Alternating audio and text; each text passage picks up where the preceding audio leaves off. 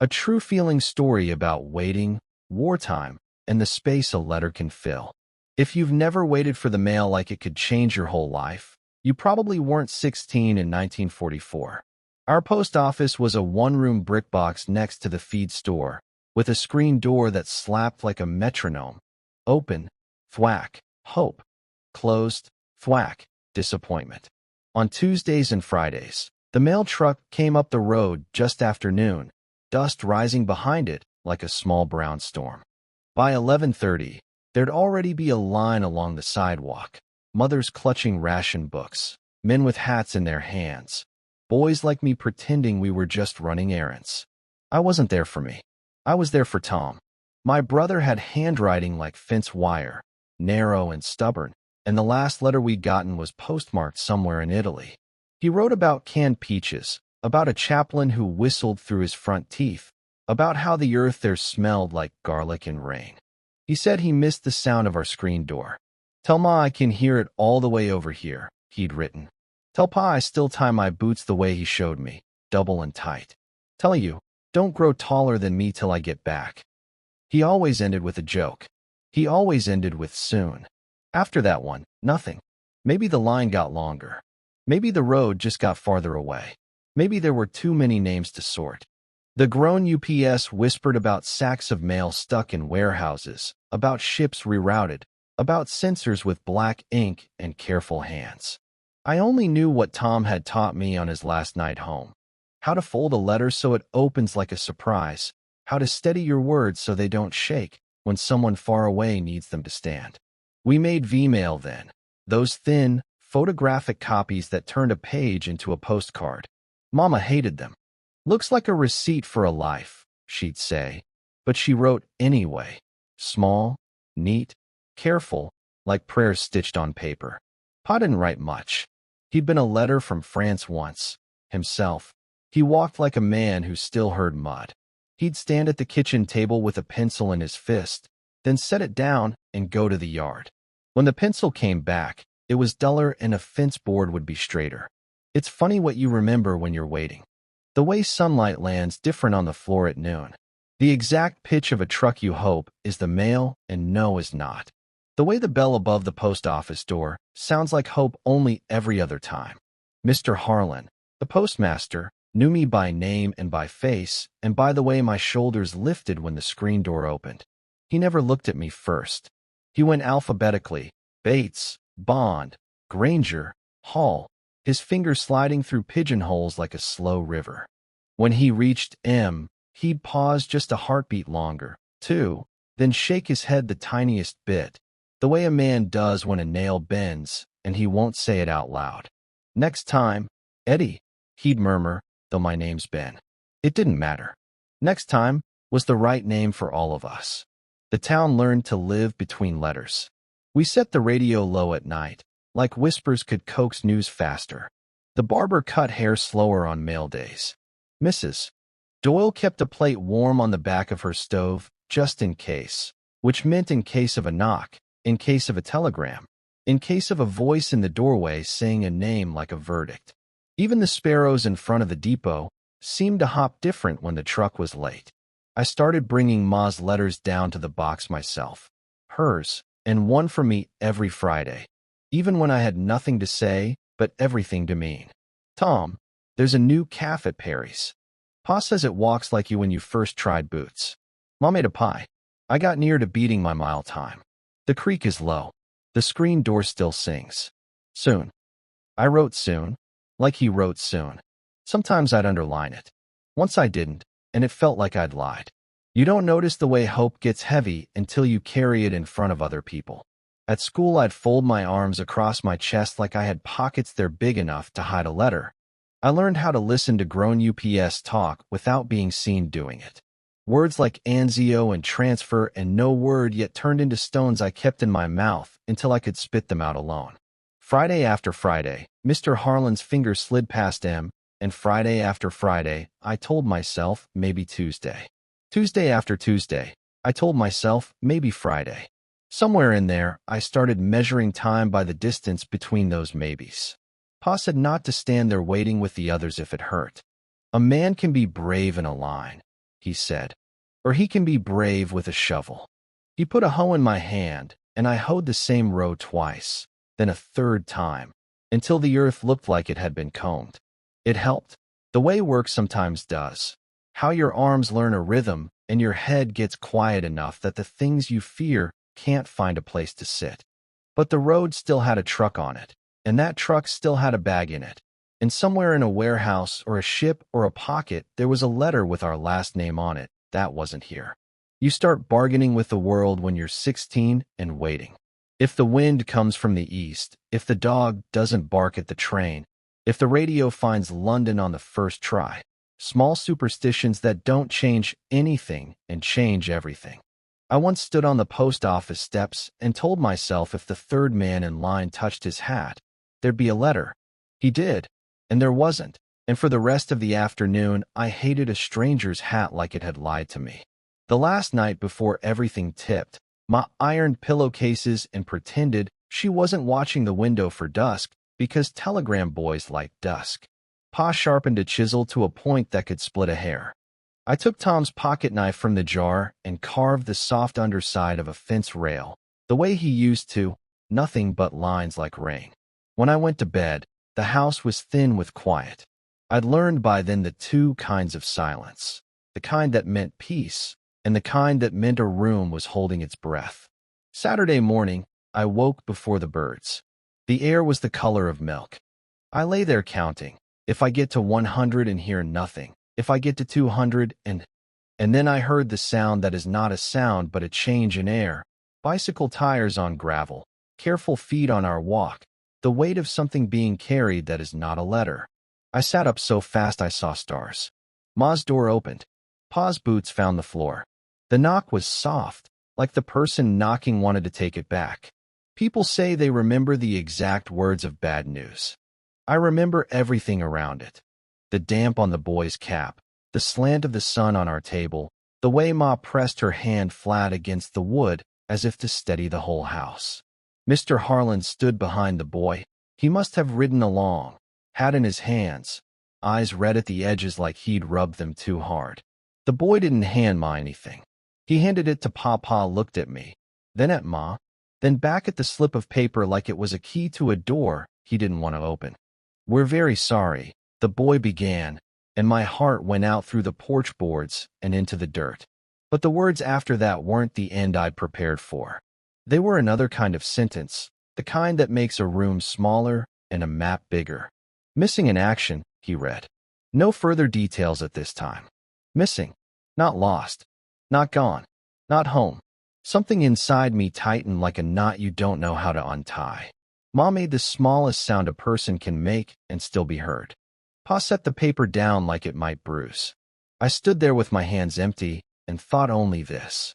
If a letter can cross an ocean, then so can hope. If a letter can be lost and found years later, then maybe a person can, too.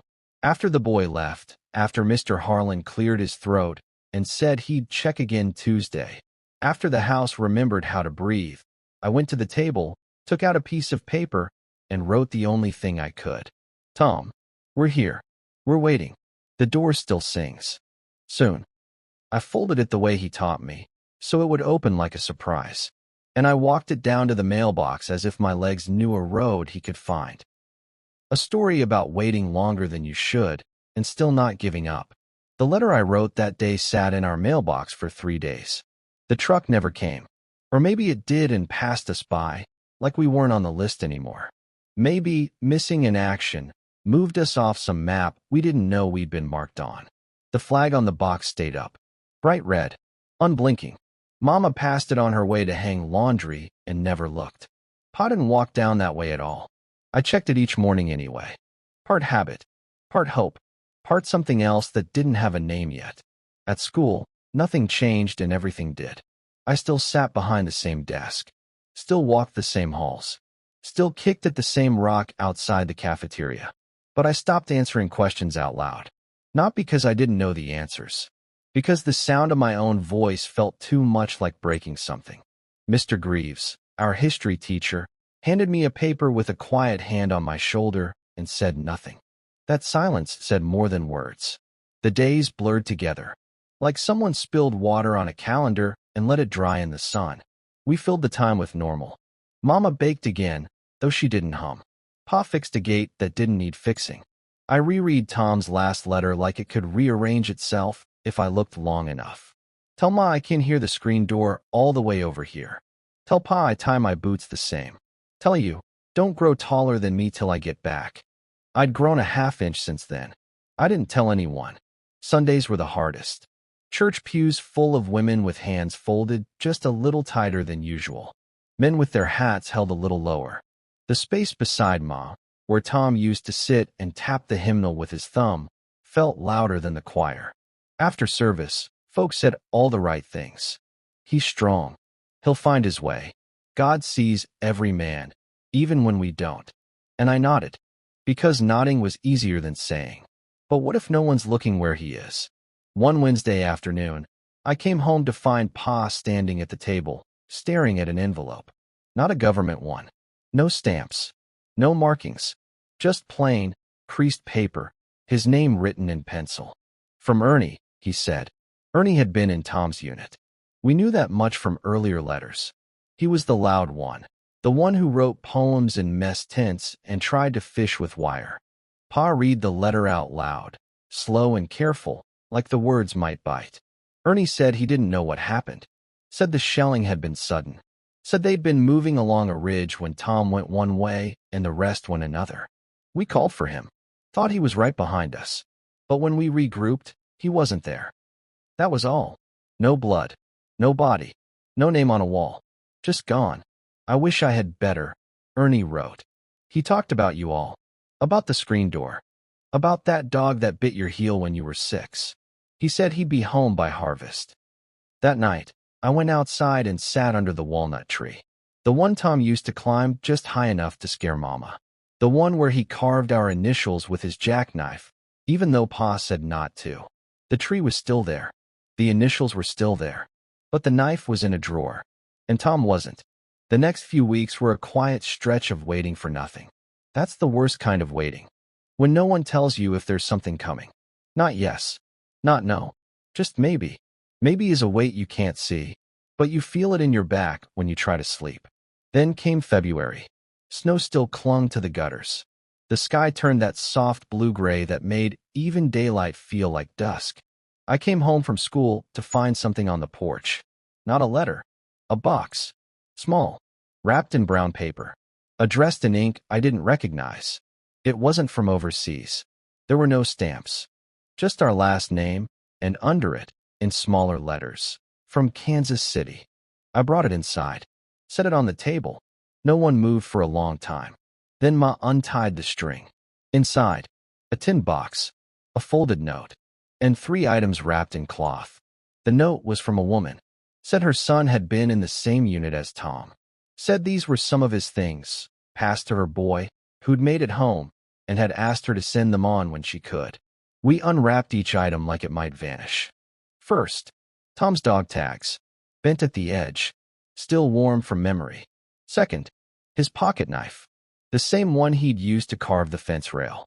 Third, a letter, folded, creased, never mailed, on the envelope, in that familiar crooked handwriting. To Benny, in case I can't. We sat there, 3 people holding a piece of the boy who wasn't there. Ma pressed her fingers to her lips. Pa stood behind her, hand on her shoulder like it was the only thing holding either of them up. I took the letter, opened it slow. Hey kid, if you're reading this, something went wrong. And I'm mad about it, believe me. I had a lot more to tell you in person, but I want you to know, you were always more than just my little brother. You were my reason for getting up some mornings. You made me laugh when I was scared, even when you didn't know it. And I believed in you more than anyone else on this earth. Whatever happens, take care of them. Fix things when they break. And never stop writing letters, even if no one answers. Because someone always hears. I love you, Benny. Soon. Tom. I don't remember much after that. Just the way Ma wept into the cloth. And the sound Pa made, quiet, like a nail finally giving way under too much weight. I didn't cry. Not then. I took the letter upstairs. Put it in my desk drawer, under the ones I'd written and never sent. Then I wrote another. One more. Tom. The screen door still sings. I tied Pa's boots this morning. I stood in your place at church and sang your part of the hymn. I'm not taller than you. Not yet. I won't be. But I'm trying. A story about what we carry when no one else is left to carry it. Spring came slow that year. The kind of spring where the ground still bites your fingers when you try to plant too early. The kind where birds come back before the snow really leaves, like they're hopeful enough for all of us.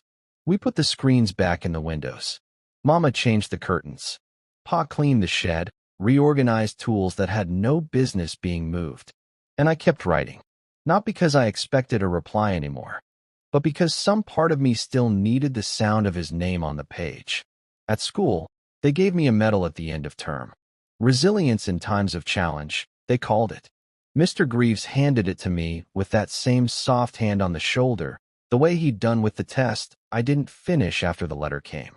I took the medal home and put it in the drawer with Tom's tags and the folded knife and the creased envelope that still smelled faintly of the camp it never left. No ceremony, no speech, just quiet. One Sunday, we found the courage to clean out his things. Not much. A few shirts. A Bible with his name inked inside the cover. A baseball glove worn thin at the palm. Ma kept the glove. Said she'd keep it for some future grandson, even though I knew she just wanted something that still held the shape of his hand. Pa didn't say much. Just carried the box out to the barn and left it beside the saddle we hadn't used in years. I found myself filling his place in ways no one asked me to. Mowing the yard without being told. Fixing the porch rail that creaked every time Ma leaned on it. Sharpening Pa's chisels. And each time I did one of those things, I said something to him in my head. You'd hate this work, Tom. You'd make it a race. You'd laugh at how long it takes me. You'd say I'm getting better and then steal my lunch when I wasn't looking. Some nights I swore I heard his boots coming down the hall. But it was just memory, dressed up in footsteps. One day in June, the mail truck came late. I wasn't even waiting, just walking home from the mill road when I saw the dust cloud trailing behind the wheels like always. I didn't stop, didn't look, until I heard Mr. Harlan call out. Hey, Benny, hold on a sec. I turned. He looked different. Older, maybe. Or just tired in a new way. He handed me a small envelope. No return address. No stamp. Just one line. To the family of Private Thomas McKay. My hand went numb. It came through the Kansas depot, Mr. Harlan said. Backdated. Looks like it got stuck somewhere along the way. I nodded, but didn't speak. When I got home, Ma was watering the garden. I handed her the envelope without a word. She opened it carefully, as if it might crumble if she breathed too hard. Inside, another letter. This one dated almost a month after we'd been told he was missing. It was from a chaplain. Said Tom had been seen tending to a wounded soldier near the ridge. Said he stayed behind when others ran for cover. Said he tied his boots tight and moved fast. Like he'd done it before. We believe he gave his life to save someone else's, the chaplain wrote. He was last seen pulling a man to safety before another shell hit. Ma cried, of course. Quiet, trembling. The kind of tears that don't fall all at once, just one at a time. Like they're trying not to make too much noise. Pa sat on the porch and stared at the hills. Didn't speak for hours. I walked to the edge of the cornfield, sat down where the fence turns, and wrote again. Tom, they said you were brave. We already knew. They said you saved someone. Of course you did. We miss you. That won't stop. But I'm going to grow taller now. And I hope you're all right with that. Your brother, Benny. The weeks that followed were warm and quiet. We planted tomatoes. Ma hummed again while she made supper. Pa built a bench under the walnut tree where Tom used to climb. And me? I kept writing. Even when there was no one left to send the letters to. Even when I knew the mailbox wouldn't carry them far. Even when the dust on the road meant nothing more than a neighbor going to town. Because some part of me still believed that a letter, even unsent, could keep someone close. That the act of writing was a way of remembering. Without letting go, I still have them. Every letter I wrote. Stacked in a box tied with twine, next to the one he left for me. Sometimes I take it out, read it again, just to hear his voice in my head. He always signed the same way. Soon. I never believed how long soon could be, but I believe he meant it. Open mailbox with raised flag because the letter never came. But the love? That never left. Benny McKay, 1944 to 1945.